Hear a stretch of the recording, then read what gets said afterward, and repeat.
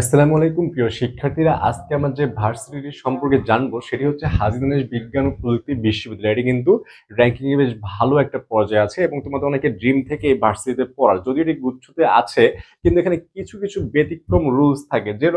যেমন ধরো গুচ্ছে pass mark থেকে 30, কিন্তু এই হাজী দনেশের পাস মার্কটা থেকে 35। এরকম খুঁটিনাটি বিষয় নিয়ে এ টু জেড আজকে আমরা জানবো এই ভিডিওতে। তাই ভিডিওটি ফার্স্ট টু লাস্ট তোমরা দেখলে অবশ্যই হাজী দনেশ সম্পর্কে পূর্ণ একটি ধারণা পেয়ে যাবা।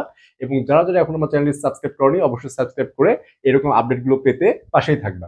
তো চলে যাই আমরা। এখানে মোট আসন আসলে থাকে 15টি, 25টি, 1525টি এখানে মোট আসন থাকে এবং অনুষদ থাকে মোট এখানে 8টি, মোট 8টি এখানে অনুষদ থাকে।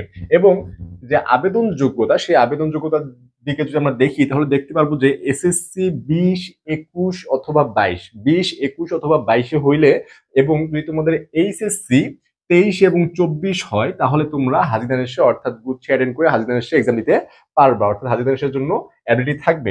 এবং যে সায়েন্স, আর্টস, কমার্স এর যে পয়েন্টের যোগ্যতাটা থাকে সেটা একদম সেম গুচ্ছতে যা আছে তাই।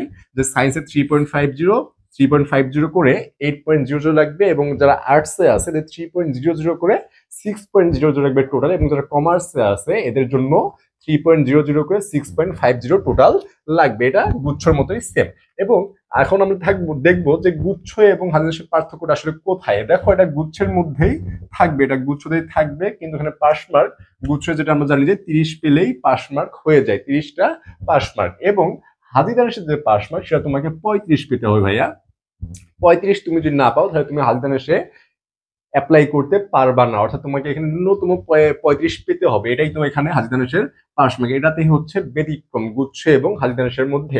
এবং সায়েন্সের ইউনিটে যদি আমরা চলে যাই, এখানে শুধুমাত্র বিজ্ঞান বিভাগের শিক্ষার্থীরাই পরীক্ষা দিতে পারবে, তাছাড়া কেউ এক্সাম দিতে পারবে না। এই সায়েন্সের মধ্যে যে সাবজেক্ট গুলো রয়েছে দেখি আমরা। এগ্রিকালচার, এখানে আসন রয়েছে 300টি, ফিশারিজের আসন রয়েছে 80টি, ভেটেরিনারি অ্যান্ড অ্যানিমেল সায়েন্স এর আসন রয়েছে 80টি।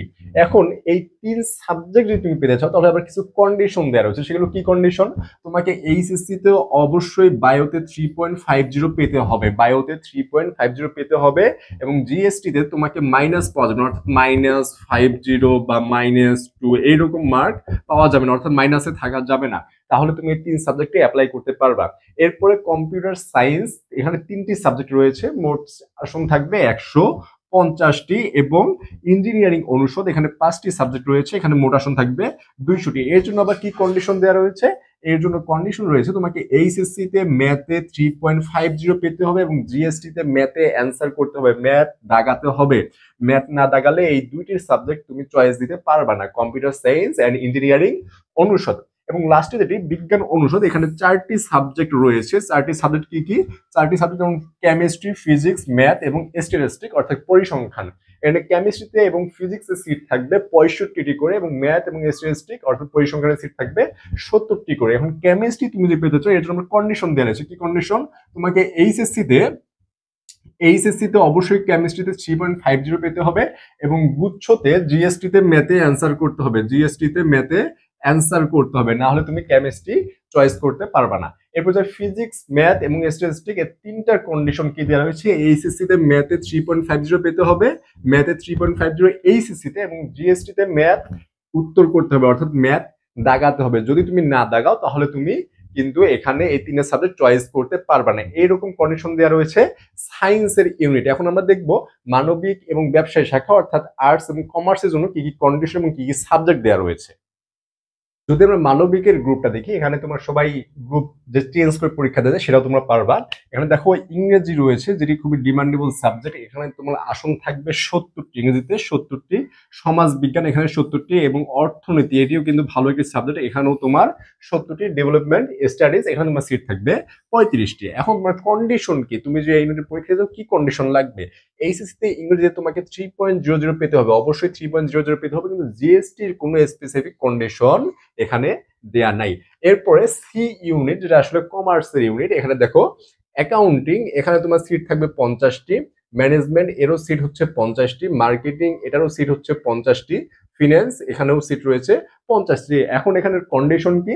ভাইরা এইচএসসি এবং জিএসটি এখানে স্পেসিফিক কোনো কন্ডিশন দেয়া নাই। তোমরা এখনো যারা পড়াশোনা শুরু করোনি, তোমরা এখনই পড়াশোনা শুরু করো।